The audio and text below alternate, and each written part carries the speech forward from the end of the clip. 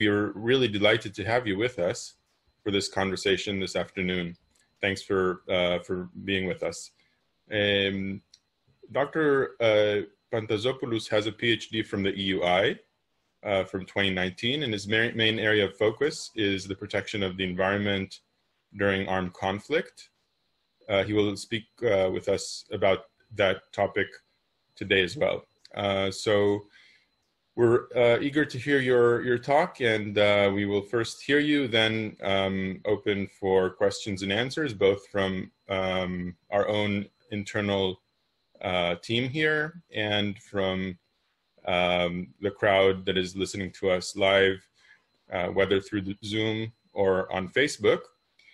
I'll just say also that we would be even more happy to have us here with us, but the conditions are such that each of us is in a different room, and this is also very nice as a second best. Thanks again. Thank you very much, Dr. Mann. It's my pleasure to be here with you. It's unfortunate I couldn't make it, but yeah, as you mentioned, conditions are extremely extraordinary. Just to mention that I still haven't received my doctorate. I still haven't defended the thesis, but I hope it will happen in 2020, pandemic allowing us to do so. Thank you very much for this kind invitation. This is part of my PhD thesis, topic of wartime environmental damage, and in particular, the adjudication, the judicial dimension of this topic.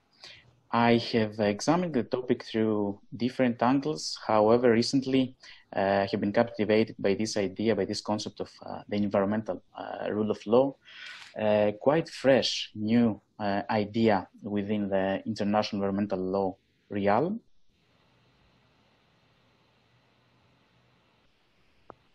Okay.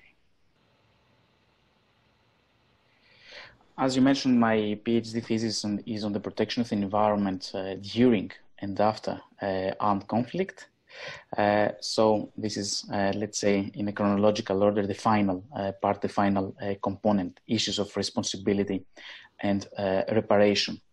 I will start with providing the context of this presentation, the idea of the environmental rule of law. I would very much appreciate your feedback in relation to that. I know this is an expert center on the rule of law, and for me it's something new. So please feel free to share your ideas on this, especially in this domain. I will then move on to outline the applicable legal framework, touching upon issues of state responsibility, international humanitarian law, environmental law, the recent ILC draft principles. I will talk a bit more about them later on. Then I will have a look at the practice of certain relevant international judicial bodies, the United Nations Compensation Commission, International Criminal Court, and International Court of Justice, respectively. And at the final part, I will just share with you some concluding remarks, which could be food for thought and the food for our discussion, the ensuing discussion. Okay, let's start with the environmental rule of law. The genealogy of this concept. It started to gain traction during the last decade in the 2010s. The first internationally negotiated instrument which promulgated this concept, the environmental rule of law, is a decision adopted by UNEPs, the United Nations Environment Programs, back then governing body. And this is the very first international pronouncement of this concept. We'll move later on, a couple of years later, and we'll go to the adoption of the Sustainable Development Goals in 2015, this very ambitious endeavor on behalf of the international community. And I have highlighted here certain parts of the penultimate Sustainable Development Goal, number 16. This idea of combining peaceful societies and sustainable development, which of course are underpinned by access to justice and provision of effective remedies.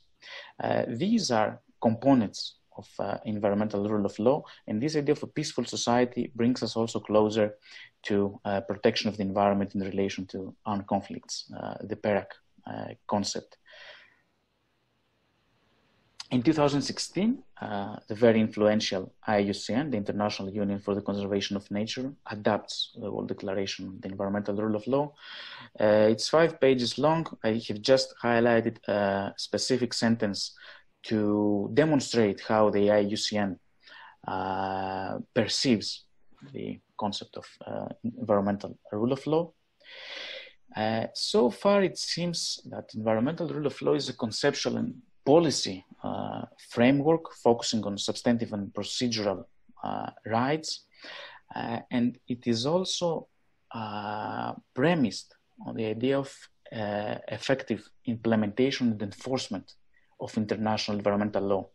And of course, we can read this initiative together with the very recent effort to adopt a global pact for the environment. Actually, in 2018, the United Nations Secretary General issued a report. Actually, he addressed the report to the General Assembly on the gaps of international environmental law and environmental governance, making the case for the Global Pact for the Environment. One of the highlights, one of the main concerns the Secretary General makes in this report is the lack of effective implementation, the lack of remedies when it comes to environmental damage.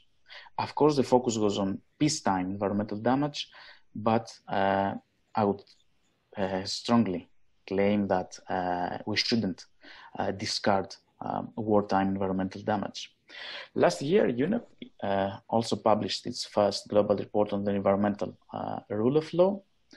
The focus goes on peacetime, national and international environmental law. There are just some sparse references to armed conflict. And then again, there is this idea of institutional partnerships. For example, partnerships between UNEP and Interpol, between UNEP and specific departments of the UN, like the Department of Peacekeeping Operations.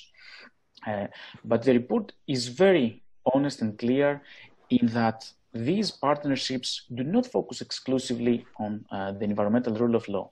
They might highlight, they might delve into specific elements of this concept, environmental rule of law, but they are not dealing with it per se.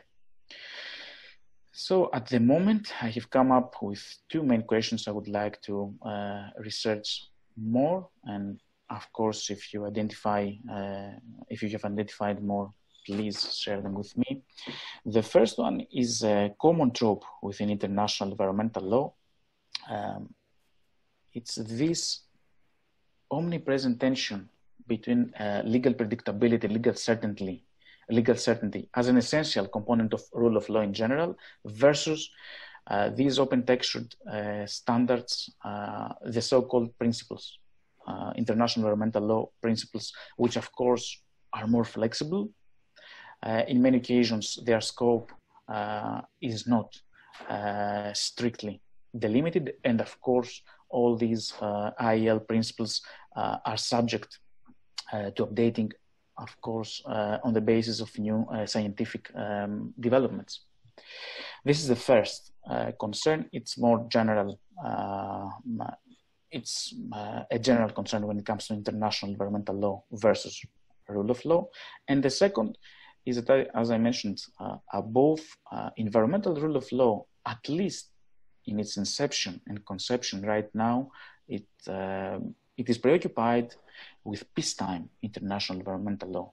There are some references, for example, that natural resource management is quite important, and it could be conducive to strengthening the environmental rule of law. Nevertheless, peacetime wartime environmental damage only forms a very minor part, at least to the extent, to the way the concept of environmental rule of law has developed so far. Okay, let's move on now to the applicable legal framework. This is the general framework starting from the 2001 ILC draft articles on responsibility of states for internationally wrongful acts. A leitmotif when it comes to wartime environmental damage is that the scope of many primary norms is not well defined. The classic example in this respect would be Article 55 and Article 35 of Additional Protocol 1. These two provisions stipulate the prescribed threshold of environmental damage. We know that the threshold is quite high. Some authors, some scholars say that it doesn't apply to conventional battlefield damage, but nevertheless, we still don't know exactly the contours of these primary norms. Another specific feature of environmental damage, and for our purposes wartime environmental damage, is that the idea of restitution sometimes is not available. So we have to move down the ladder, and it seems that compensation in many occasions would be the most appropriate form of reparation when it comes to environmental damage.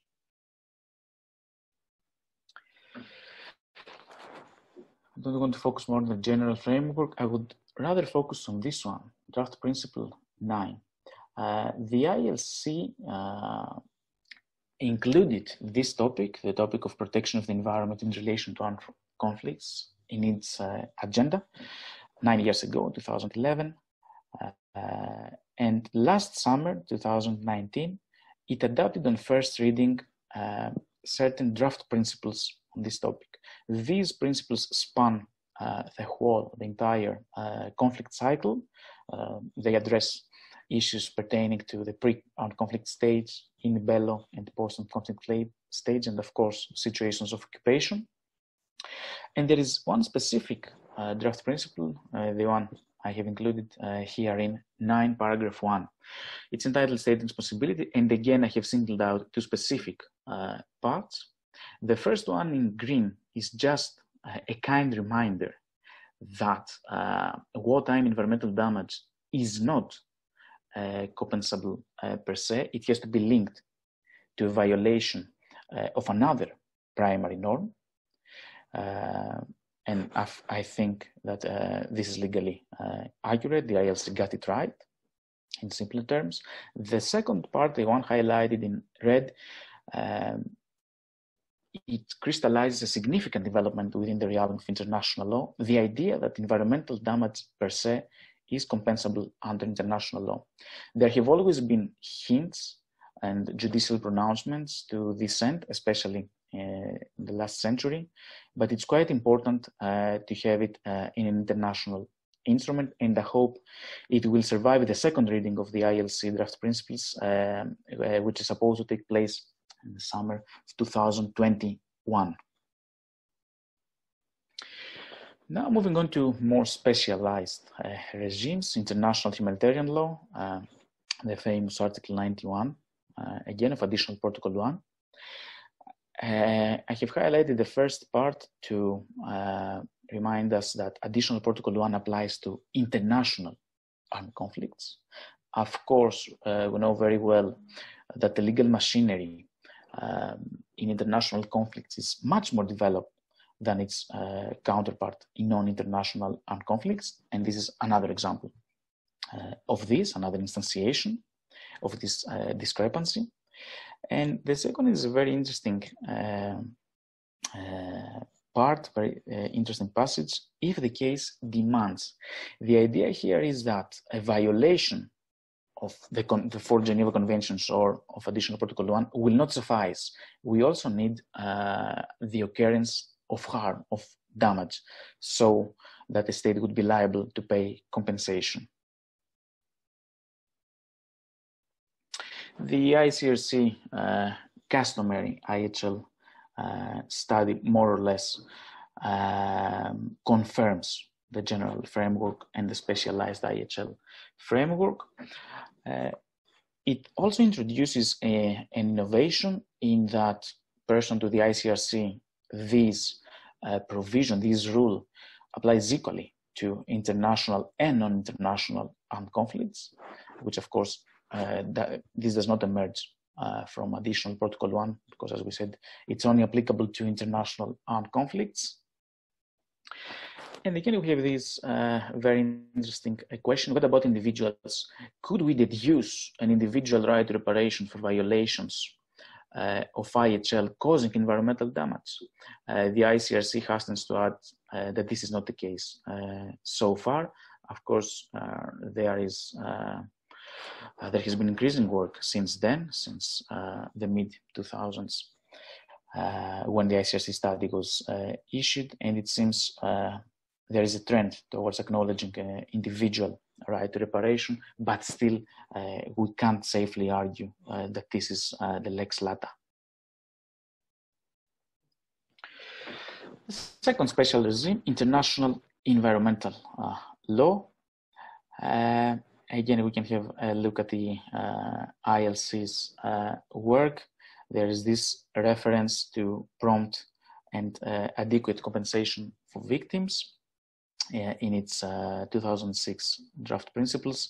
Nevertheless, the commentary is very quick to exclude any wartime environmental damage from the scope of these draft principles. But we can move on to draft principle 26 of the PERAC draft principles I mentioned earlier. This is one of the biggest innovations within this set of draft principles. Because it's very pragmatic, it's very realistic. It identifies that in many occasions, it acknowledges that in many occasions, the source of environmental damage will not be easily identified. Reparation might be unavailable. We shouldn't forget the practice, the possible practice of many states, the so-called ex gratia payments, paying a lump sum amount of money without acknowledging responsibility or fault. And of course, this is also acknowledged in the text. As we can see, the ILC uses the very soft law term are encouraged. These states are not asked, are not obliged to do that. It's not, the ILC does not even use the softer term should. It goes even lower to use this are encouraged formulation. And of course, it highlights that at this point, it is merely an attempt to progressively develop international law, of course, pursuant to its mandate.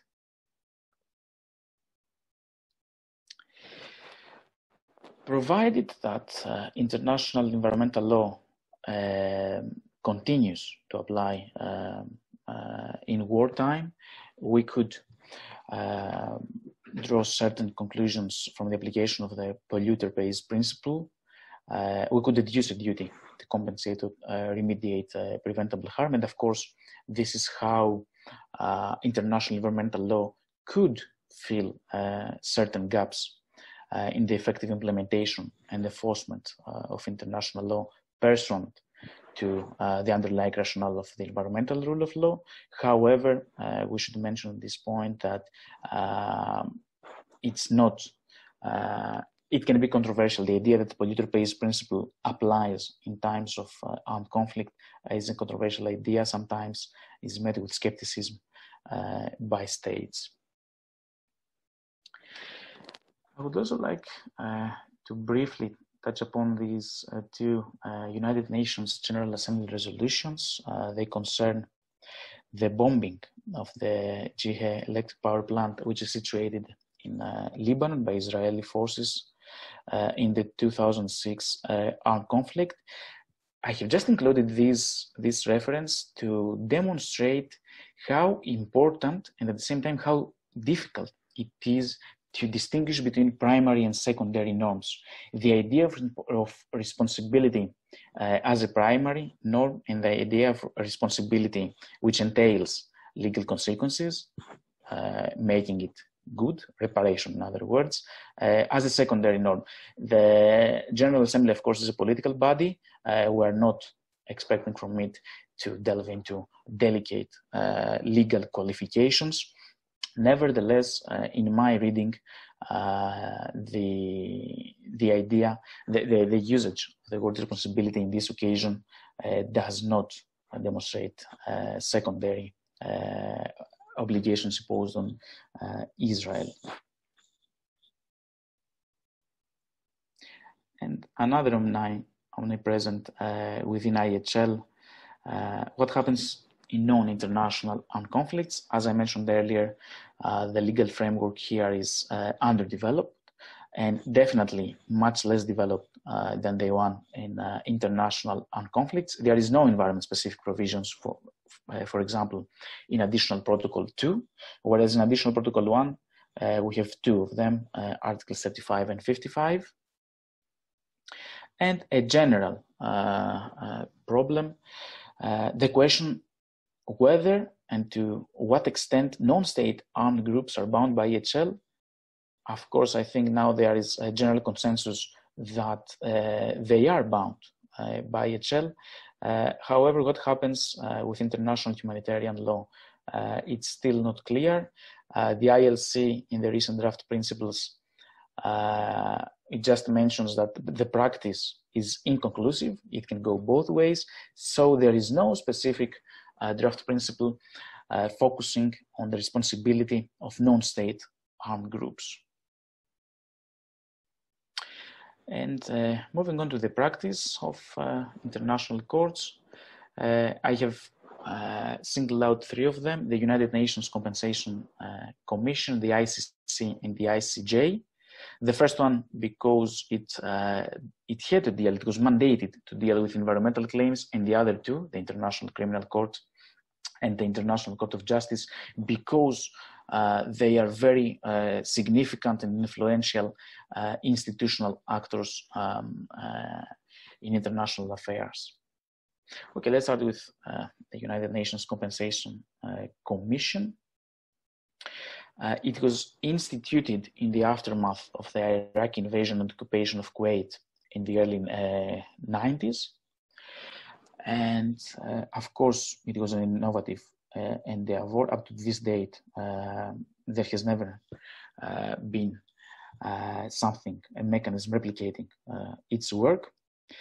And again, I'm highlighting two parts here. The first one is to demonstrate that indeed the Security Council singled out instances of environmental damage, and the causation threshold was direct loss. Nevertheless, we should bear in mind that the UNCC was only mandated to deal with jus ad bellum violations, damage arising out of the unlawful invasion and occupation of Kuwait. It had nothing to do with international environmental law or with IHL. And of course, this simplified matters as the panels of the UNCC didn't have to deal with complicated issues of proving environmental damage or of causation, for example. It's still in operation. Iraq still is funding the United Nations Compensation Fund. There is still an outstanding amount of money, billions of US dollars, that still Iraq has to pay. And of course, these funds are generated from the proceeds of the Iraq's oil wealth. Some novelties, which are quite relevant even in contemporary times: the idea that states act as public trustees, this idea of states or the international community, lato sensu, acting as the steward for nature. International environmental solidarity costs.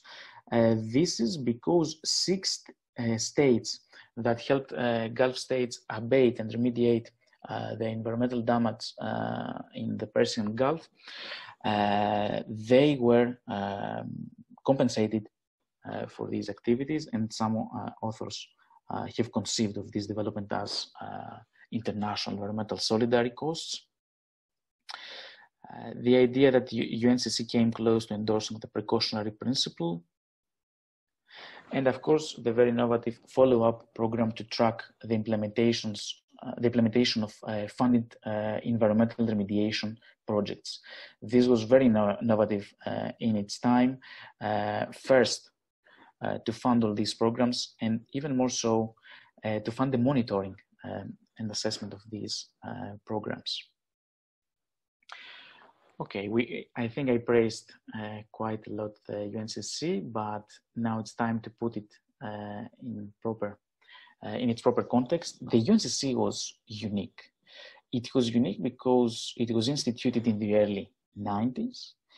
It was a very special case back then. The Cold War has just ended. The promise of liberal international order, where multilateralism, international cooperation are the appropriate medicines, antidotes in a sense to global problems, was prevailing. Of course, after 9/11, this collapsed quite easily. Iraq participated in the proceedings. This was not, and still is not, the case when it comes to state responsibility, even more so when it comes to responsibility arising out of wartime activities. And of course, the great Iraq's oil wealth, which of course cannot be easily replicated in other future instances. All these elements, this conjuncture of elements are quite unique. It's very difficult to have them replicated in future instances, particularly the last one. Having said that, the UNCC was pioneering in many respects in its jurisprudence, in causation, for example, in what we mentioned earlier about the precautionary principle and international environmental solidarity costs. Let's move on to the second judicial body, the International Criminal Court. There is a specific war crime provision, applicable only, of course, in international armed conflicts.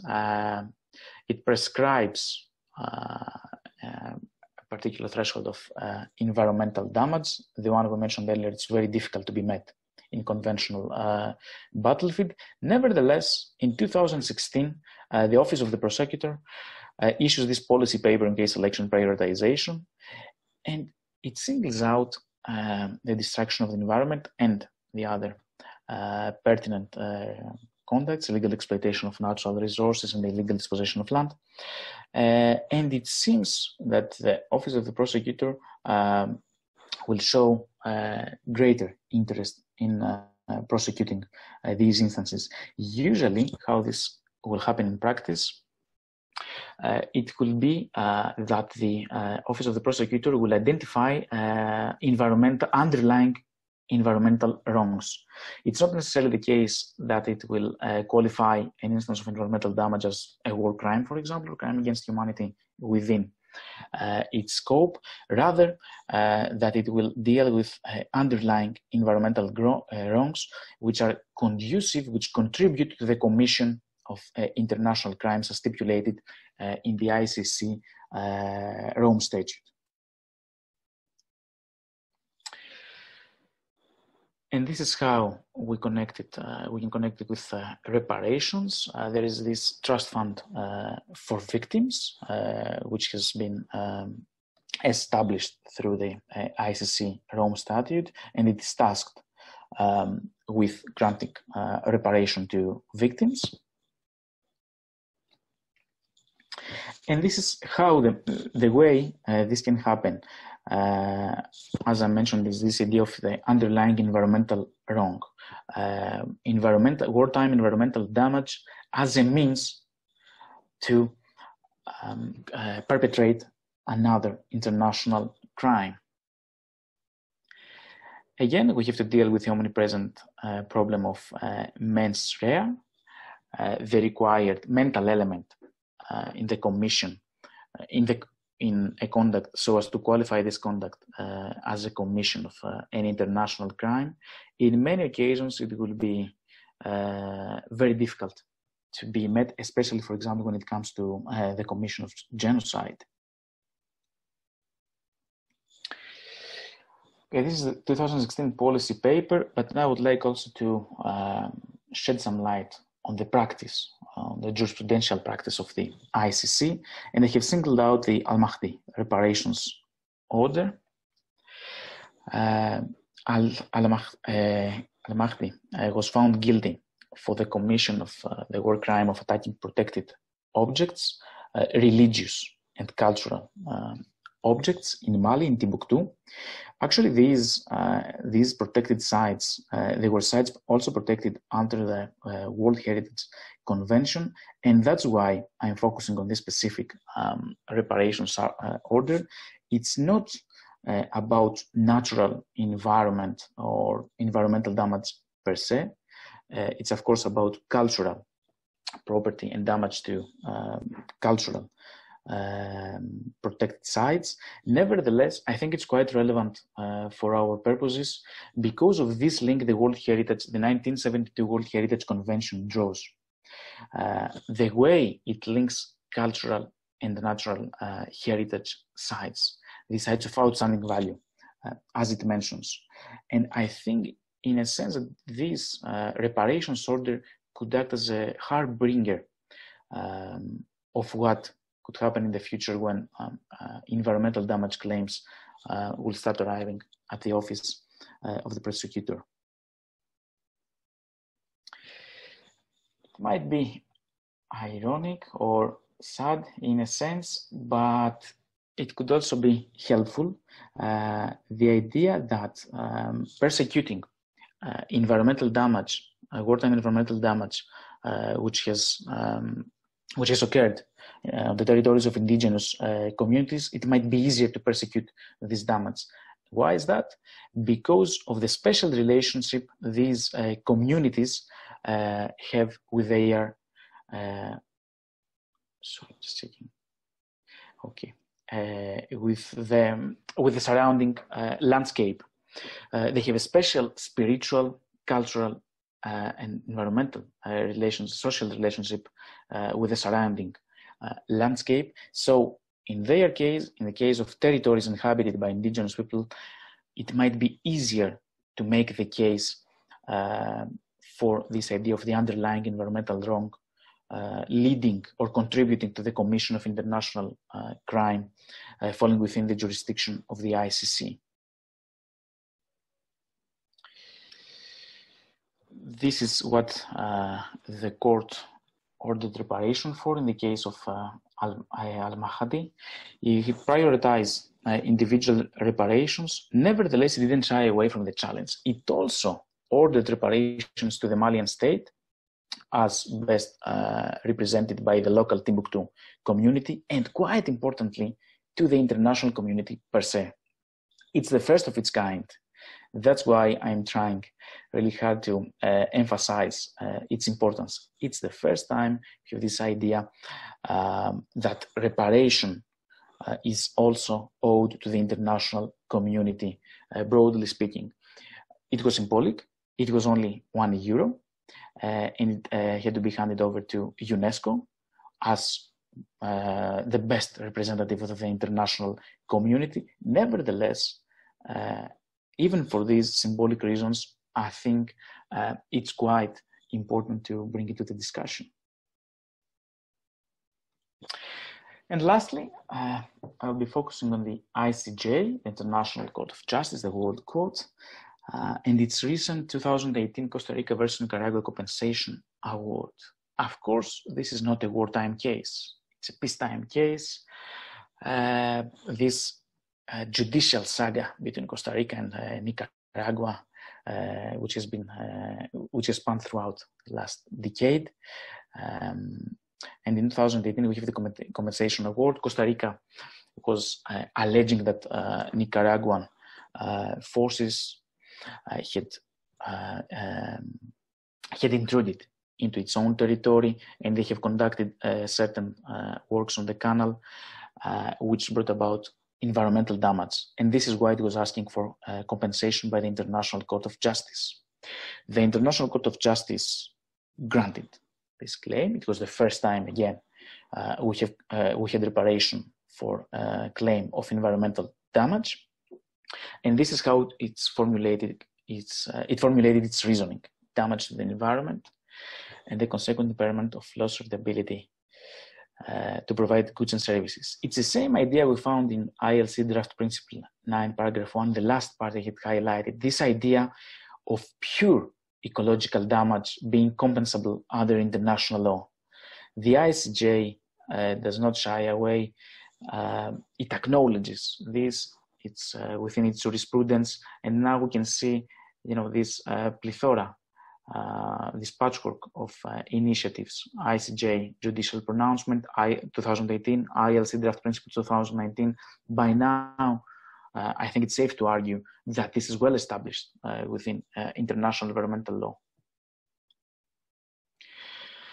It espoused a holistic perspective, the idea of overall valuation method. It didn't break away its claim for environmental damage recovery.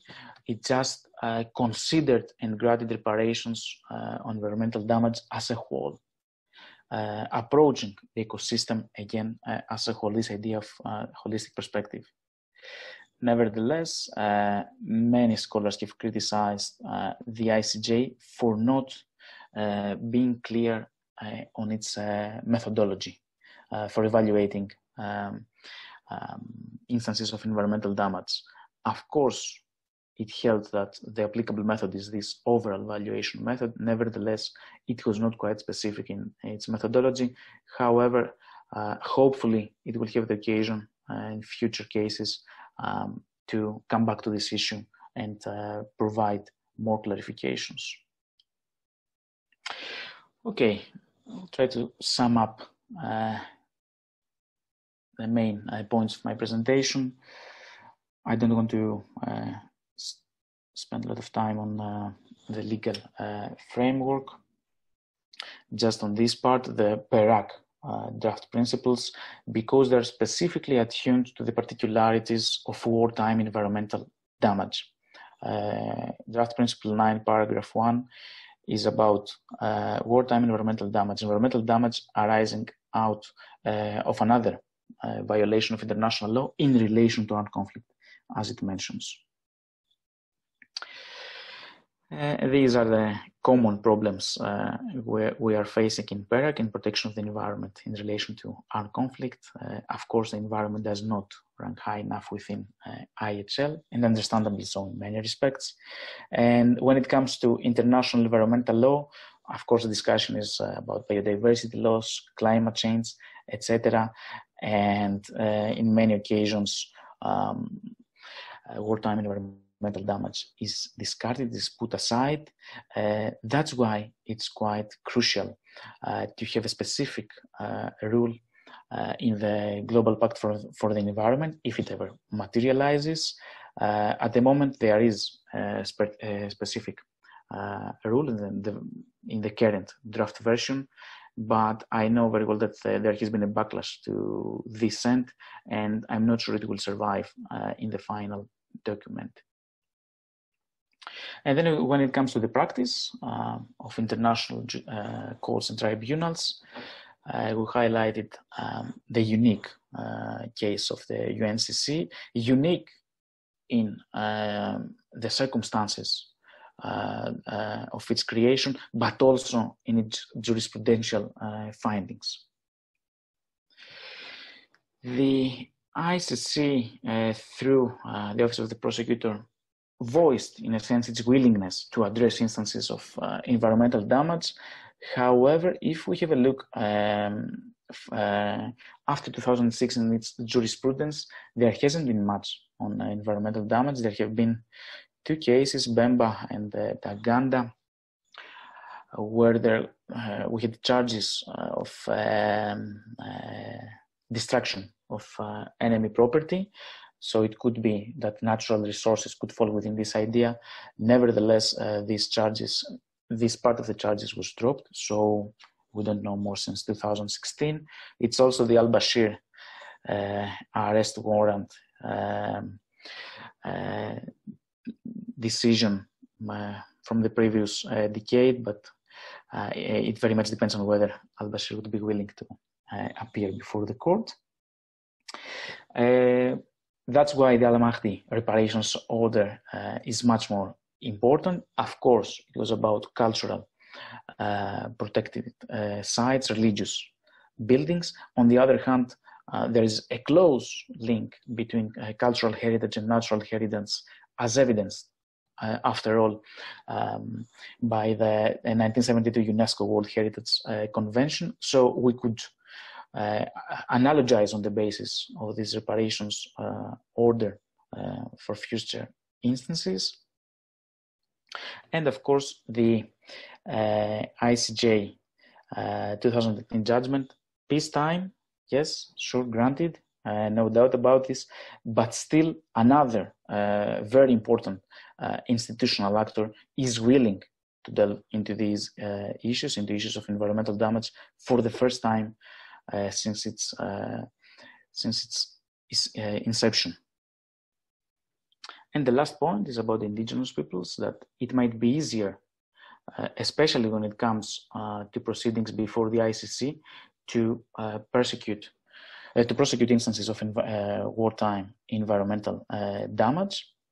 And the last part is this idea of protected zones. And it's a common element in these two cases, the ICC reparations order and the ICJ compensation award.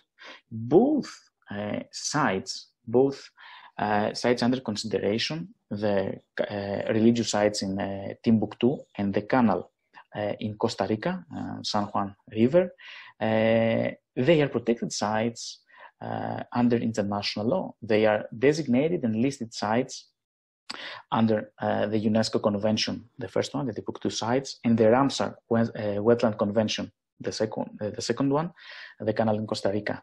So it seems that this could be the easier way, in a sense, to follow damage inflicted on sites already enlisted and designated by international bodies and organizations. Of course, this makes sense in that the international community has already agreed on their outstanding importance to the international community, and so it would be much more prone to prosecuting instances of this type of environmental damage. And my last comment is about an environmental rule of law. How could we bring the practice of international judicial bodies closer to the idea of environmental rule of law? At this point, it's quite difficult because, as I mentioned, the environmental rule of law is about effective implementation, effective enforcement, providing access to justice, providing effective remedies to victims. And nevertheless, the legal framework here is quite fragmented in PERAC, in wartime environmental damage, and even more so when it comes to international courts and tribunals. We know very well that there is no international legislature, there is no international police force, all these common tropes of international law. And of course, it might complicate matters even further when it comes to espousing the idea of environmental rule of law and bringing it closer to wartime environmental damage. And with this, I would like to thank you for your time and attention.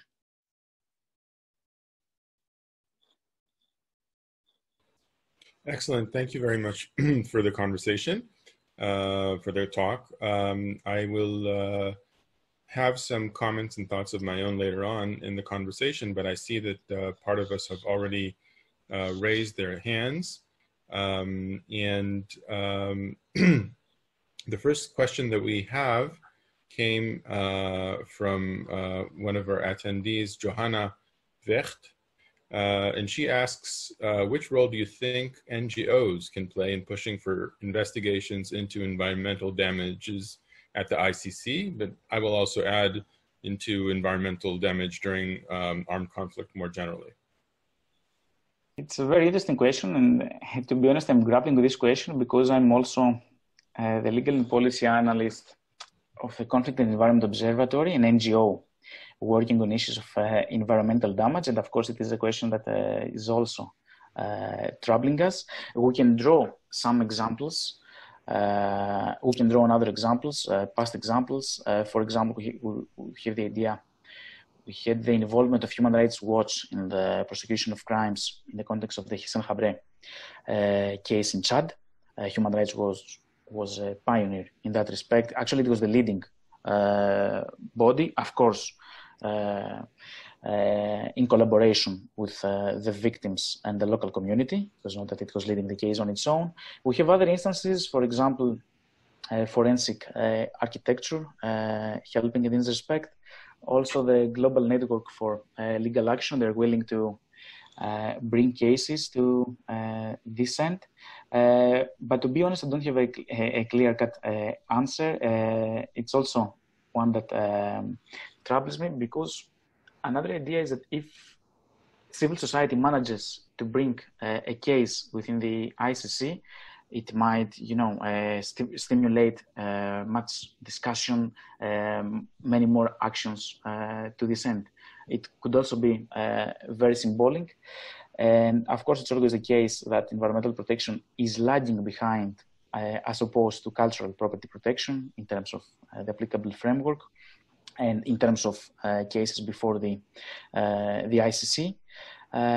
But still, just to cut it short, I think there should be greater also collaboration among civil society to this end. It should help. It should try to make things easier for the office of the prosecutor to this end. I don't know whether my answer has been satisfying, but I'm also willing to, if anyone else has any feedback to share on this account, I would be very happy to hear views on this one. Thank you. I think for now we will take a few more questions, if it's okay.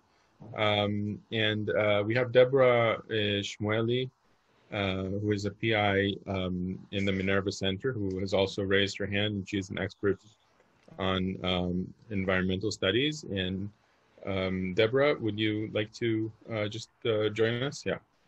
Hi. First of all, thank you for a really fascinating talk. It actually reminds me almost about 30 years ago, which is kind of embarrassing. I was involved in research on international environmental negotiations and environmental treaty disputes. And some of them were looking at the International Court of Justice and the court's ability to take a mediator role. Now, this was not during wartime disputes. These were, okay, so it's a bit different. But, and so the question was, should the International Court of Justice be the institution in which environmental mediation occurs? And the basic assumption was, assuming the need for mediation and conciliation, the basic tenet being that litigation generally forces the disputants into a win-lose situation, and that intervention as a mediator helps move to voluntary settlement of a dispute, which includes compensation often. So the conclusions at the time were that the court, as it was constituted, couldn't play a mediative role, and so other institutions were suggested that it should really continue to operate as a court and not involve itself in non-judicial processes. So given that environmental issues have continually evolved, and the traditional ideas of sovereign rights also become increasingly porous, do you think that the court might now benefit from integrating other dispute resolution approaches during the deliberations? Or do you think it's a win-lose, winner-take-all? Thank you very much for this question. I think it also highlights another general theme in the context of international environmental law, the idea of non-compliance, the idea, as you said, of mediating. It's not about naming and shaming. It's not about going before third-party binding dispute resolution. It's about sharing information, sharing best practices, etc. So perhaps the ICJ would not be particularly well suited for this cause. And this is even more the case if we add to this very difficult equation the problem of the issue of war. The ICJ is also quite reluctant to adjudicate issues pertaining to violations, alleged violations of the laws of war. And of course, sometimes it's also prohibited. It doesn't have the mandate or the jurisdiction. Many military states have excluded this part from the jurisdiction, from the scope of the jurisdiction of the court. So even in the first place, the ICJ cannot adjudicate these issues. And many scholars also in the context of the 2018 ICJ compensation award, Costa Rica, Nicaragua, they said that the ICJ could resort to experts, could resort to expert opinions.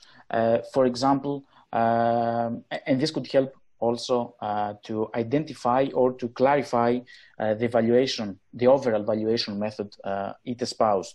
So I think this is one part, it could be one part of the answer, recruiting or consulting with experts. But I think you also made another very interesting point, other alternative procedures, dispute resolution mechanisms. I'm not sure whether this should happen through the ICJ, but yes, in the context, if we face these two compounding problems, environmental damage plus wartime situations, yes, perhaps this could be the way forward. So to conclude, I would just say we can draw some examples, we can draw some value, precedential value from the work the ICJ has done, but it seems this should not be the final word in this domain. So I actually have a follow-up comment to Deborah's points. It's a kind of hypothesis or observation that I want to share with you and see if you agree or what you think about it, because I'm not sure that I'm correct. My understanding and my thinking following your talk, your presentation, is that really compensation for environmental damage during war is very closely tied to the idea of compensation for the loss of property during war. And if we take a historical view, we have, in the past, there has been, and also not so far in the past, this idea of a claims commission. So following war, we put together a panel, perhaps even a mixed commission historically, and the two different sides of the conflict get to appoint panelists, and maybe there's neutral members, and then they decide on the mutual kind of costs of the war and as part of a procedure of going into peace. So that would seem to be allowing itself for environmental compensation as well. And this could go either to either side or to a fund that represents humanity as you described. However, in the context of non-international armed conflict, as it has been labeled by the United States, transnational non-international conflict, or in other words, just war against various terrorist groups, it's much more difficult to have this kind of procedure. So it relates to the larger question of the kind of forever war, or why do we don't see wars ever ending now. So in this context, it's much more difficult to have a kind of claims commission and to have a procedure that is supposed to kind of make good, as you say, the claims that have been generated during a defined and finite period of war. And so therefore, the turn would be more it relates to the turn to IHL and to international criminal law, because these are areas of law that are that can assume at least an ongoing armed conflict. But what we lose by going this direction is that we don't really get a compensation.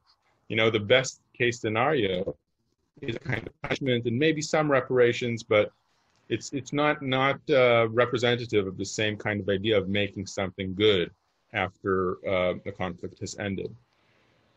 So if this is all correct, the chances are very grim, and one should be very pessimistic about the possibility to introduce the kinds of dispute settlement mechanisms that Deborah, I think, alluded to.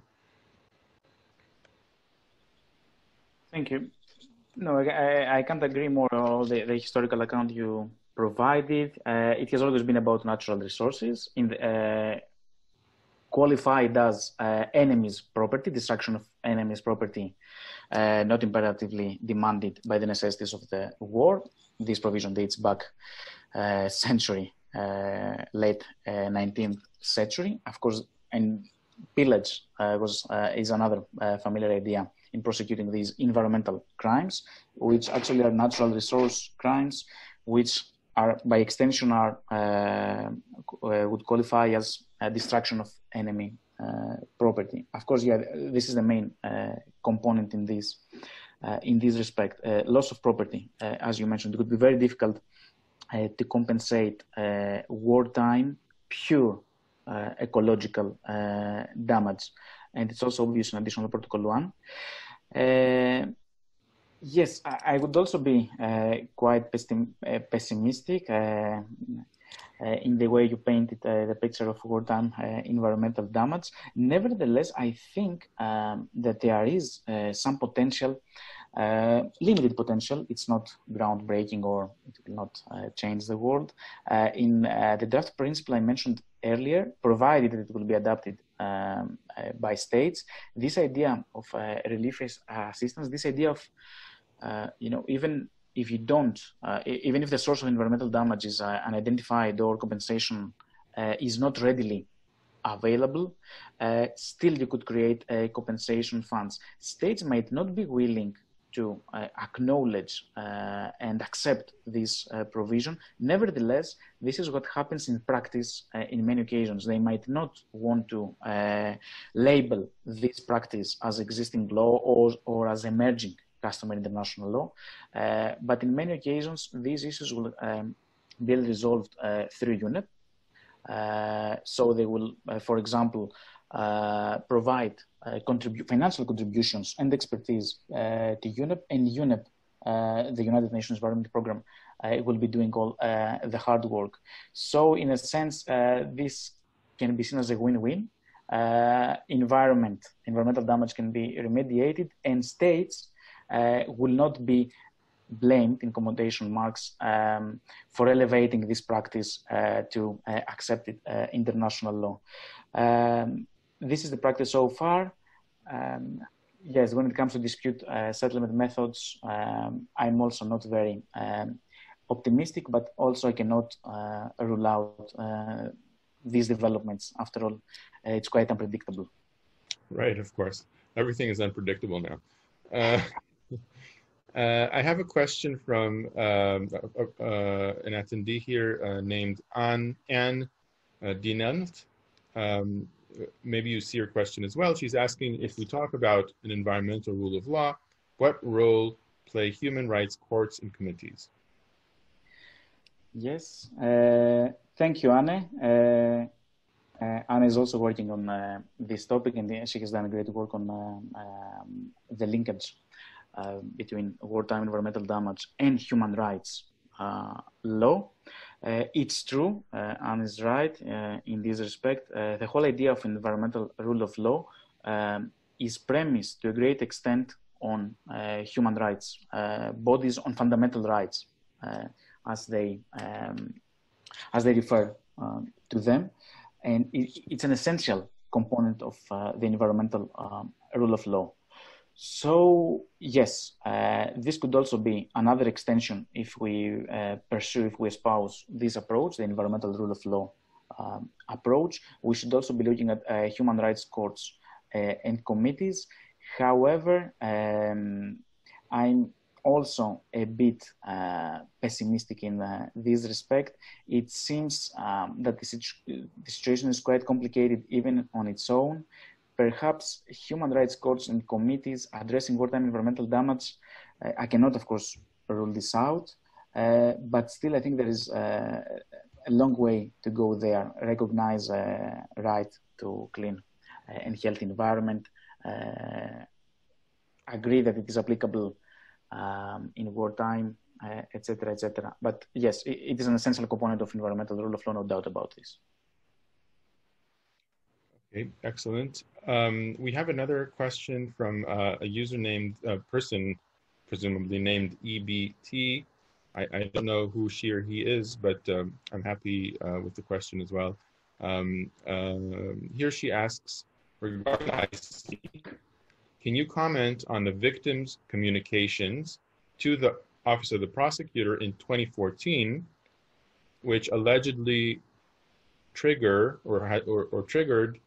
the inclusion in the 2016 OTP policy paper of damages to the environment, which you referred to in your talk. And if you can, I think some of us are not as familiar with the victim's communication. So just if you can give a few words of background, so that we all kind of are on the same page as well. Yes, thank you very much for the question. To be honest, I'm also researching on this issue right now. Unfortunately, I don't have more on this to say. I know this is the claim, at least, that these communications inspired the inclusion of environmental crimes or this idea of underlying environmental wrongs within the 2016 ICC OTP report. And of course, it would also, be pertinent to the question we had before about NGOs pushing for investigations. But unfortunately, I need to do more research on that. But thanks a lot for this question. Okay, so I guess just as a follow-up, I too, like yourself, I'm familiar with the policy paper, but I'm not familiar with the communications, I have to admit. But in terms of the policy paper, I noticed that in your talk, you are expressing some measured disappointment, I think, in terms of the level of engagement that the International Criminal Court has actually reflected following this policy paper. And if that's correct, would you share with us what kind of engagement you would think is more appropriate or would be more appropriate, perhaps even with reference to particular cases? Yes, I'm not sure I would put the blame on the Office of the Prosecutor, if I can use this terminology, in the sense that its options are also limited. What are the cases? It has the evidence, it has the alleged charges where it sees that there is a stronger case, which prosecution path to follow.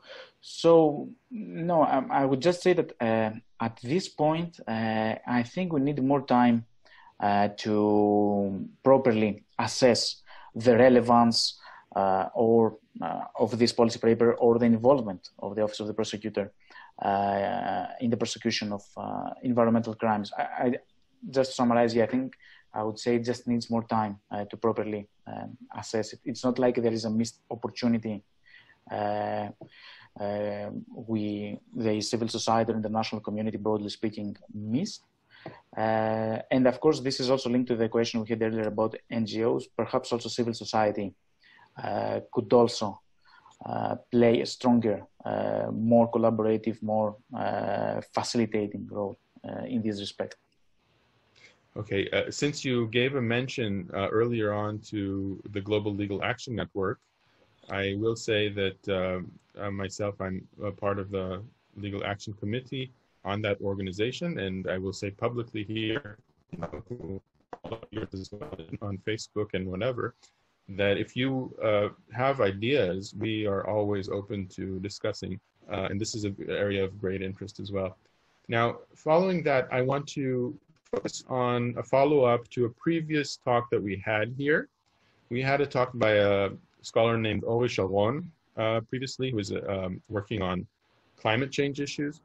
And I'm wondering if you have any thoughts about whether armed conflict actually contributes to climate change, which is not a legal question, I recognize. It's a question that has to do with environmental studies, but still an interesting one?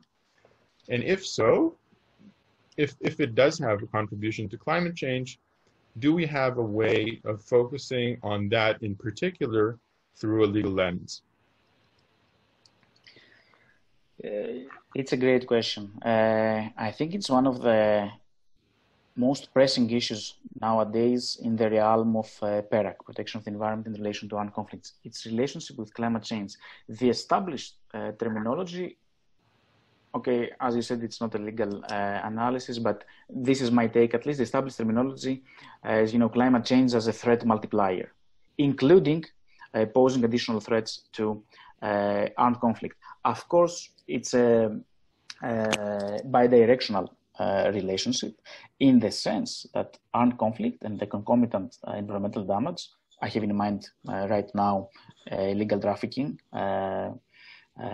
illegal wildlife trade, or illegal trafficking of natural resources, or biodiversity loss can also exacerbate climate change. So it's bidirectional. This is the first point. Now, how can we link these two together? The ICRC, in its last report, in the context of the 33rd International Conference, which took place in December 2019, dedicates a specific section on climate change. The humanitarian sector in general is quite concerned and quite involved in how climate change will impact its activities. And of course, including the ICRC, it's not only about humanitarian relief organizations, strictly speaking. So we see that the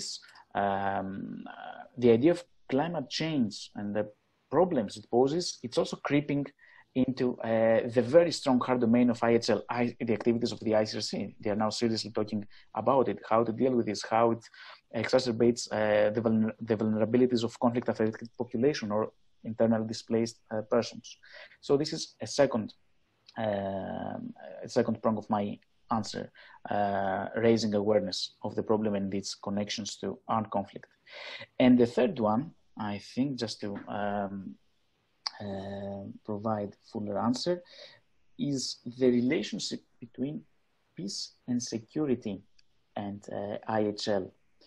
So the idea of climate change and how it might undermine human security or environmental security, as we would say.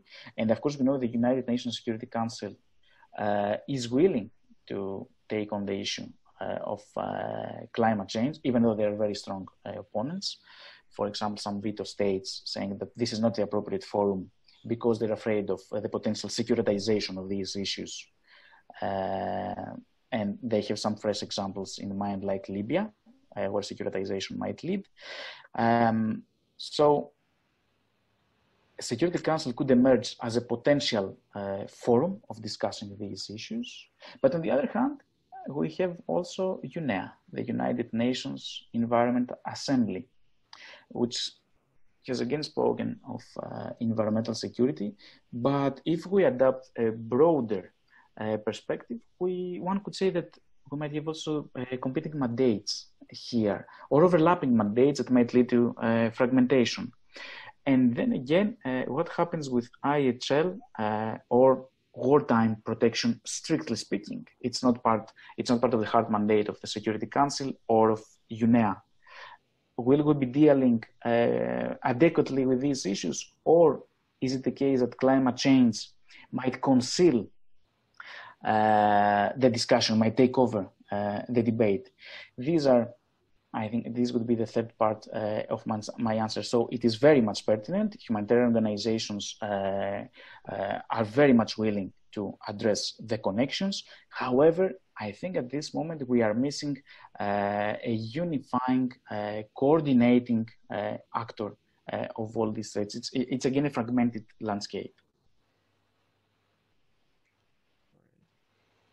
So I guess I don't see any other questions, and I myself can continue. So I will take the opportunity to address another issue, which is a more theoretical issue that comes up in your conversation, in your talk, which you mentioned, this idea of the trusteeship or stewardship of the international community towards the environment, and that the international community can represent the environment and environmental damages.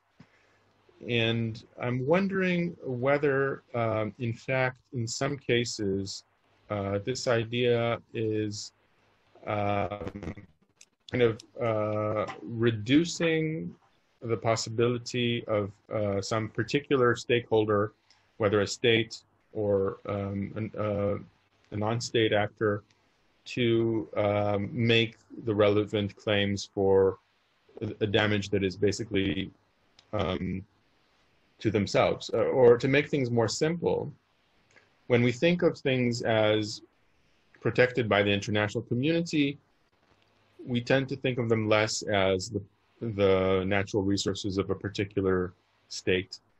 And is there a danger there of a kind of overreach and a kind of colonial towards resources that belong to people in particular states? Again, it's another great question. The idea of trusteeship or of stewardship, because in essence, you are having a custodian, a guardian, and someone that has to be guarded, or something that has to be guarded. So by definition, we have an asymmetry in power. There is asymmetry. There is no balance in this power relationship. So I would definitely concur with your view that there are some looming dangers, underlying dangers over there. And of course, it's also connected to the principle of the permanent sovereignty of natural resources.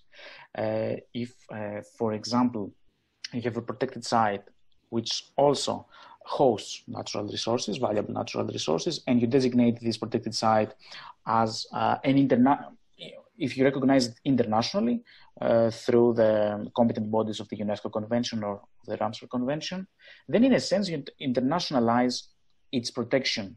Would that, by logical extension, mean that the claim of the territorial state to the permanent sovereignty of natural resources is somehow, even if just a tiny bit, diminished?